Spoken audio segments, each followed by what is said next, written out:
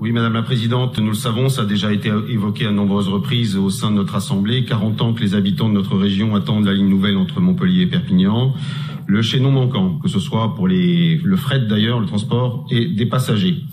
Ce qui était quand même étonnant sur ce dossier, c'est que nos voisins espagnols ont fait entre Barcelone ce que nous sommes visiblement lents à bâtir. Vaste débat, vous me direz.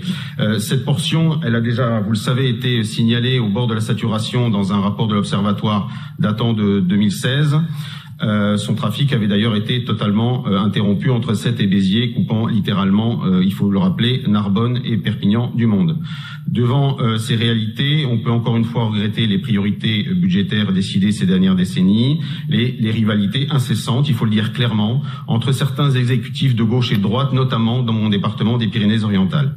Ainsi, Madame la Présidente, alors qu'une concertation publique via un questionnaire en ligne est lancée par la SNCF sur le projet de cette ligne nouvelle, Montpellier-Perpignan, vu les enjeux économiques environnementaux, sans vouloir polémiquer, pouvez-vous nous dire, à votre niveau, quelle est l'avancée de vos interventions auprès du gouvernement? Vous avez d'ailleurs rencontré le préfet de région le 12 novembre dernier. Avez-vous obtenu des garanties? Pourriez-vous aujourd'hui apporter aux élus des territoires concernés une lueur d'espoir sur l'accélération de la concrétisation de ce projet?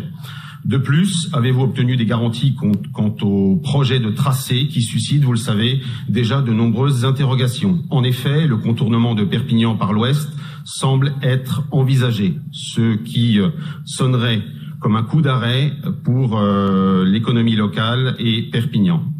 Alors que, il faut le préciser, la gare TGV est déjà réalisée dans Perpignan. Merci.